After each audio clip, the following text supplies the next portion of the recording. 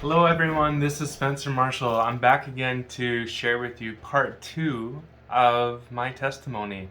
Last time where we left off, I was deep in the jungle of Kauai, Hawaii, and I had an amazing supernatural encounter.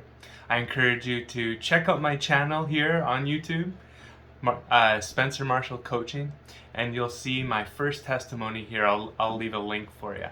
So, where I'd like to dive back in is where I left off. So, what happened after that amazing encounter in Hawaii, where I encountered the living God and I experienced for the first time His presence and His voice inside of my heart, and how He guided me and directed me after that point.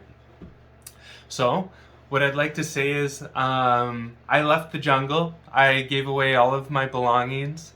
Not right away. I had some strange encounters, first of all. I was tested. My newfound faith was tested deeply, and I almost didn't survive the testing, but here I am today to share with you the stories. And I'm finally grateful to do this. This has been a hard process for me, getting ready to share these stories, because I think I just needed some time to process and to grow and to leave them behind in the dust and in the past.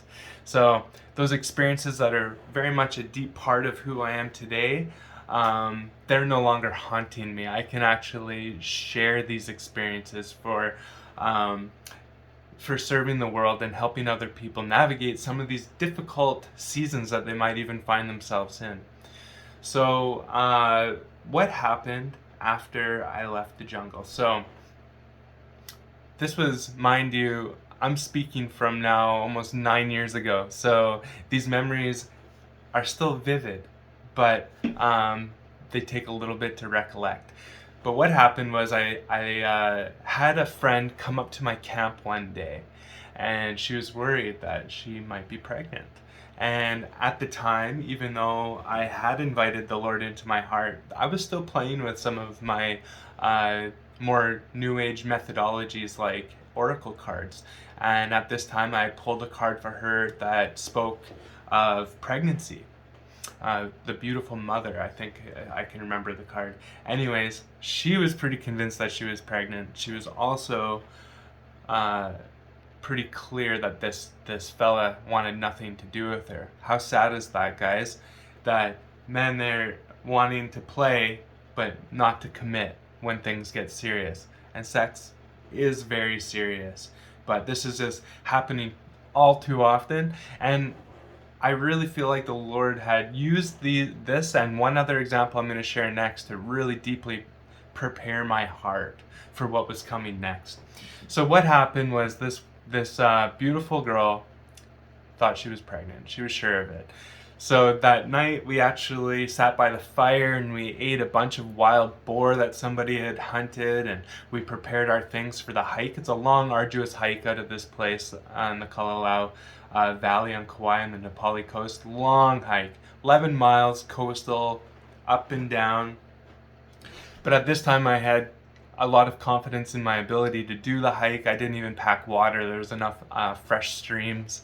And I had set out early in the morning with some good legs, and I was nourished by that wild meat. And anyways, we headed out, and I'm just remembering now some of the strange things that happened. Some of the strangest things that happened was I, as I was coming off of the hike, I felt this like really strange energy coming from a woman that was taking my picture, and it was just like it was just strange. Sure, I probably looked pretty weird. I was pretty hippied out back then. I think I was even hiking barefoot, and probably not wearing much more than some jean shorts, if I can remember properly. Anyway, she takes my picture with this friend, and it did feel weird. But then what was even weirder, when I finished the hike, I was on the beach and this same woman popped out of nowhere and started taking pictures of me again. I just couldn't help but feel like I was being followed or something. And I hate to speak too much into my paranoia, but it could have been some kind of paranoia. But that would be strange, would it not, if somebody was like taking your pictures for no reason on a hike for their own collection, and then all of a sudden you're at the beach an hour later and there she is again taking your picture again. It was a little strange. Anyways, that's not where the weird stuff ends in this story. In fact, this story will get weirder and more weird, and it'll really challenge you to see how much you can actually follow and believe, and that's okay. Stick with me. So I'm at a cafe after this hike. I'd had my swim, and there's a girl there, and I'd never met this girl before, but she felt like pretty comfortable to come up and talk to me. Anyway, she's another person that reads certain types of oracle cards. And I meet her, and her name is Morgana. That's pretty cool, I thought. And so I allowed her to do the cards, and that was interesting. And I started getting to know her, and that's cool. So I get back to town, and what I remember was one day, I had a really strange interaction with my friend's father. It was strange in a sense that out of nowhere he had a lot of advice to give me, and I wasn't really appreciating it. But in hindsight, I can think about it, and it was this type of correction that my pride just wouldn't allow. And there actually was a lot of wealth in what he was telling me, but I had not yet resolved my own issues, I think, with my dad. And so anybody coming on me at that time with that type of presence was ultimately really triggering. And so anyways, I leave that conversation, and I walk into a metaphysical shop, and who works there but this girl who I had only met just previously. She works at this shop, and anyways, I say hi and whatnot, and I start to browse the shelves, and I find a book that is actually talking about psychedelics, and it's talking about the origins of LSD. And so what I find out is that this guy who created LSD or discovered it in a lab was trying to mimic the processes that were found naturally in some different types of fungi like psilocybin mushrooms, and even something more common is a grain fungi called ergot. Anyways, he is trying to mimic the properties of these naturally deriving substances, and what he does discover is LSD.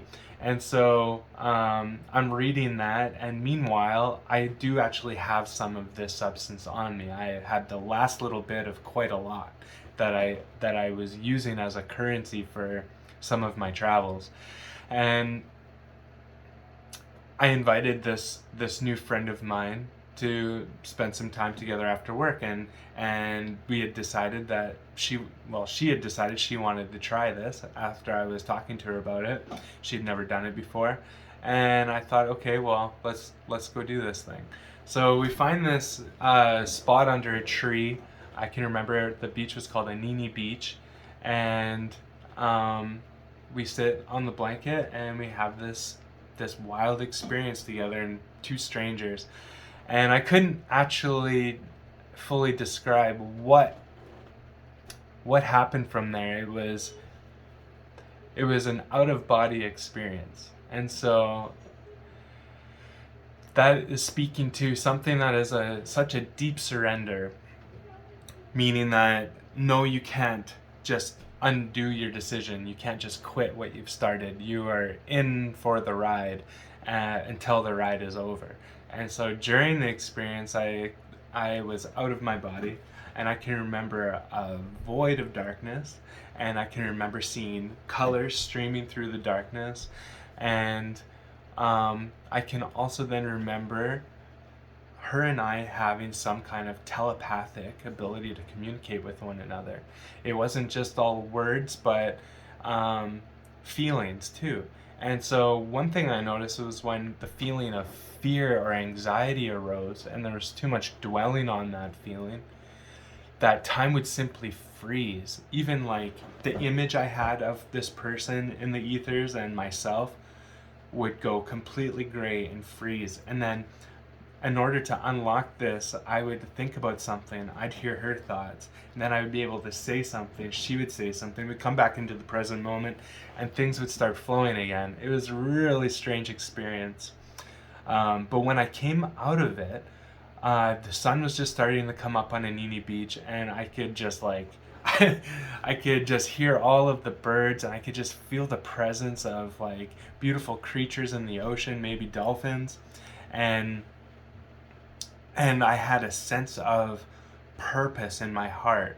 And what I'm remembering now is I had seen myself in the ethers as a warrior, and it was like my the image of myself standing quite stoically and well postured, and I was seeing myself as an eternal being, and knowing deeply that my identity was found in God and found in the Lord, but I seen myself as a warrior, one of his servants and one of his warriors.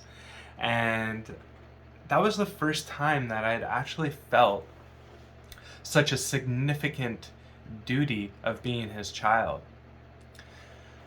And what's strange is this person who I was spending my time with, this new age type witch person, she also had this sense of duty and maybe self-proclaimed entitlement as a person who is a healer, who is able to hear spirits, is able to understand past lives, and interact and communicate with spirit guides and things like that. So what was interesting is me and this person ended up together, and beyond that, she was about 4 or 5 months, yeah, she was about 4 months pregnant when we met, and she had a lot of sadness. She had been abandoned, which was a theme in her life. She had been abused a lot by her family, and she was abandoned by her family, and here she was abandoned again, but with this baby, and she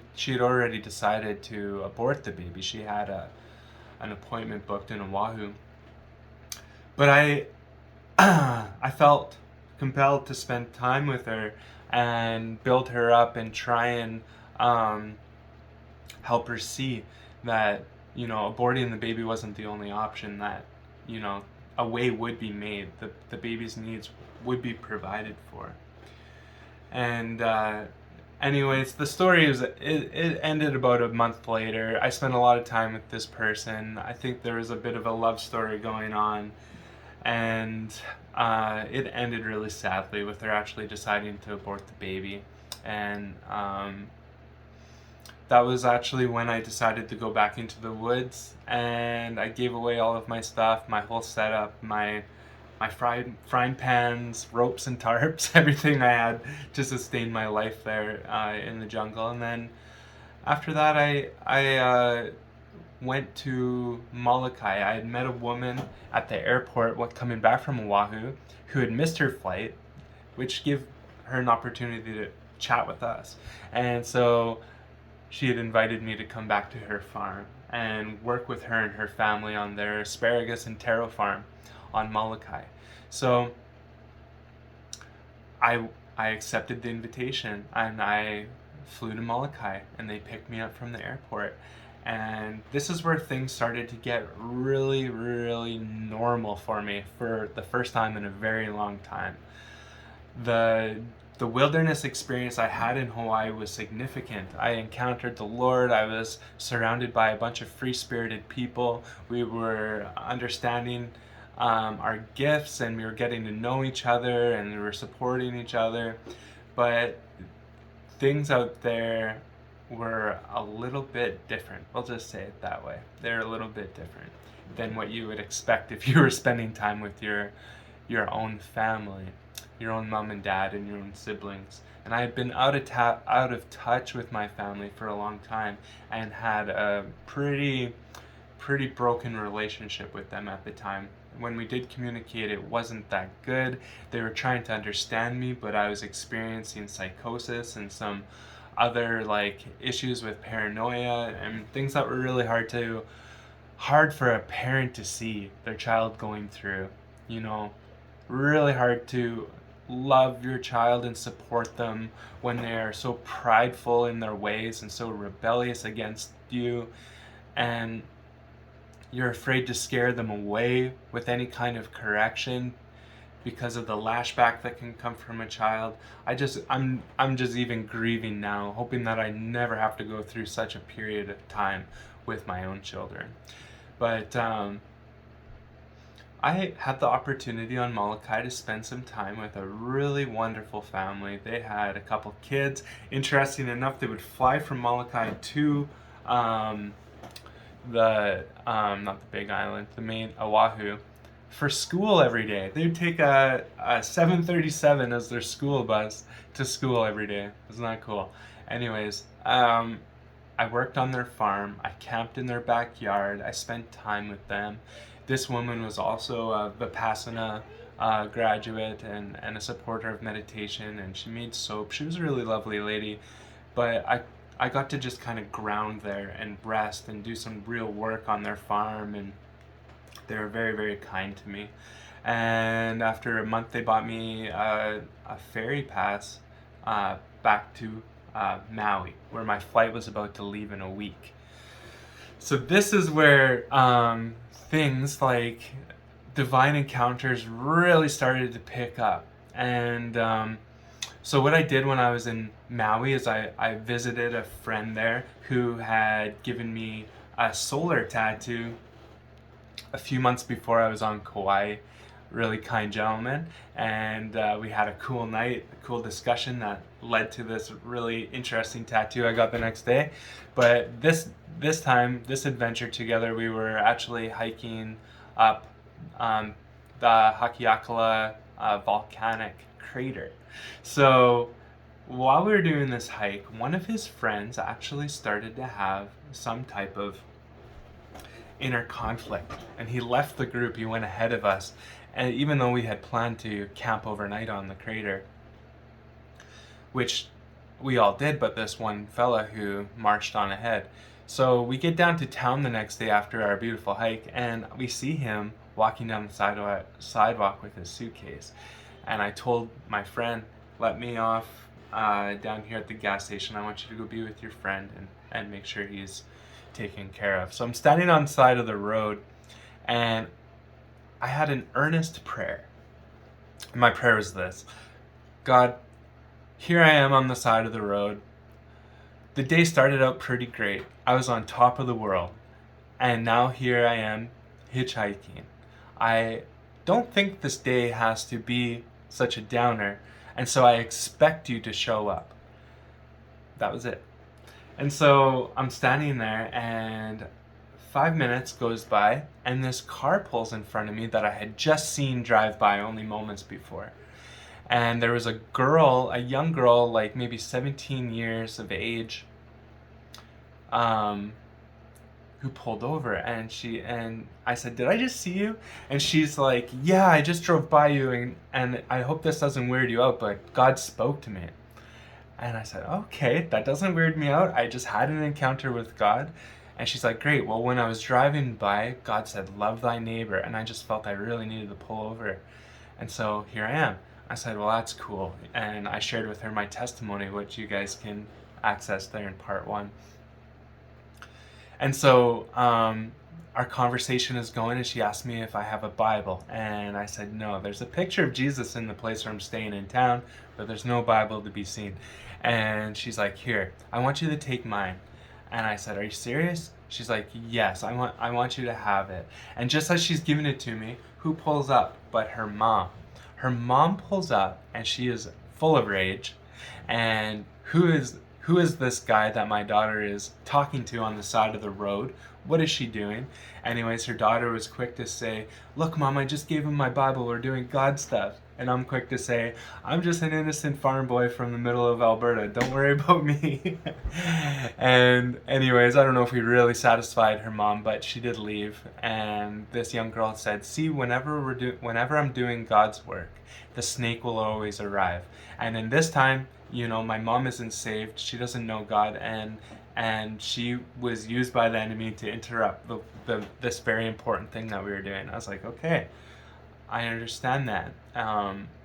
Thank you for listening to God obediently, and thank you for this really wonderful gift. Can I give you this jade necklace that I'm wearing?" I take it off to give to her. She said, "No thanks.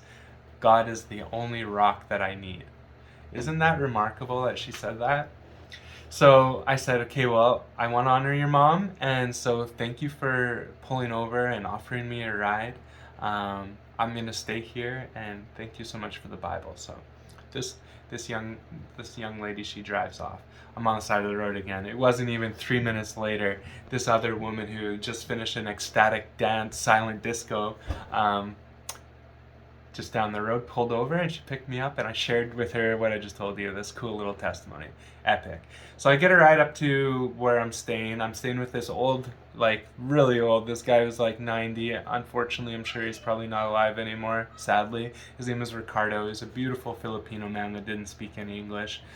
And he did speak some Spanish though. And so, anyways, I'm laying at midday and having a nap. And what happens next is really strange. I hear a knock at the door, and at the very same time that there's a knock on the door, I hear an audible voice, which isn't Ricardo. It came from inside of me. I'm actually accrediting God, as this is the only time that he had ever spoken to me. Funny, huh? How the girl had just said that God spoke to her. But the word was friend, very bold and loud. I hear the knock, it's like knock, knock, and friend at the same time. And so obviously I'm paying attention. I open my eyes and I say, "Come in." And this Ricardo, he peeks in. He says, "Si comida, mi familia." And he's inviting me for supper is what I'm gathering from this. And so I accepted his invitation, and we go to his family's for, it was actually the Passover. It was Easter. So I go and have this really interesting Filipino food. They eat all kinds of different things. And the one aunt there could speak English. She invited me to the mass. She's seen that I was carrying a Bible around now. So she invited me. So I go to the mass with her, and I see all the robes and the incense, and I hear the or not the ohms, the sounds that are going on in there. And I honestly was not feeling it. I'll just say that. So I left. I didn't stay there. I was not feeling it. But I walked down to the beach because it's sunset time, and I go to Baby Beach, it's called. So I walk onto Baby Beach, and I see this person who's on her phone smiling, and there's just something about her spirit that just grabbed a hold of my heart. And I keep walking down the beach, and I'm at the other end of the beach now, and I'm still thinking about this person. I'm like, "Oh, okay, I'm gonna go back." So I go back to the other end of the beach, and now this woman is actually peacefully meditating. I'm like, okay, I'm into meditation. That's cool. I can meditate. No, I'm not gonna meditate right now. That might be strange. I'm gonna put down my things and swim. So I go out for a swim, and I'm staying pretty close, and I'm splashing a little bit extra, being a little bit distracting. And sure enough, soon enough, this person starts to wade in the water, and she gets close enough, and I shyly shout out to her, "Hey, you in the blue." And she like perks herself up and says, "What?" I said, "Yeah, you." And she's like, "Oh, hi." I was like, "Hi, what's your name?" And she's like, "Oh, I'm Ileana.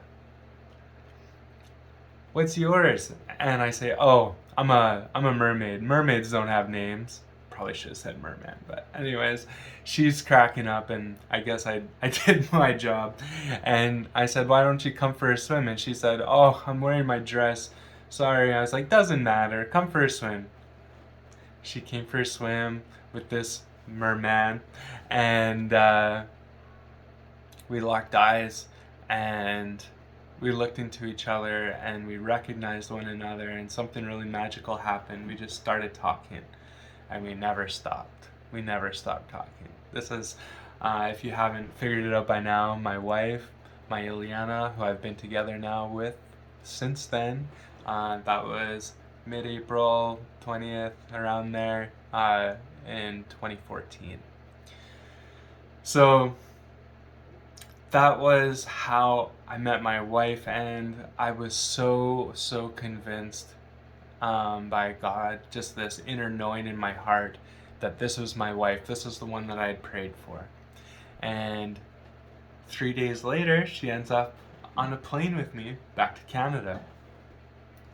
And that might sound really crazy, and it is, because everywhere we went, every place that we stopped for dinner or a taxi or the airplane or whatever, people were so curious. What's going on with you two? I can see that you're so in love. It was magnetic. They wanted to hear our story. Oh, we just met 3 days ago. We're going to Canada. And people are like, that's so beautiful. Bless you guys. And like, we just had this really amazing interception of just like, I don't know, people are just feeling it, and it was really cool. And so we do get to Canada, and we got to sit beside each other on the plane. What was interesting is she was committed to a job there, and at the hostel where she was staying, she was also doing some volunteer work for the trade. And what was really cool is like this guy was like called her into the office because he needed to make sure that he could still count on her.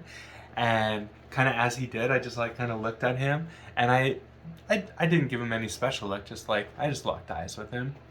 And so he gets her in the office and is like, who's this guy? So this is Ileana telling me the rest. And she's like, well, I think I just met my soulmate. But don't worry, you know, I'm going to stay here and I'm going to work for you. He's like, well, are you sure? Because, you know, you can get a job anywhere, anytime, but your soulmate, you only meet once. And she's like, oh, really? And he's like, yeah, you should probably go.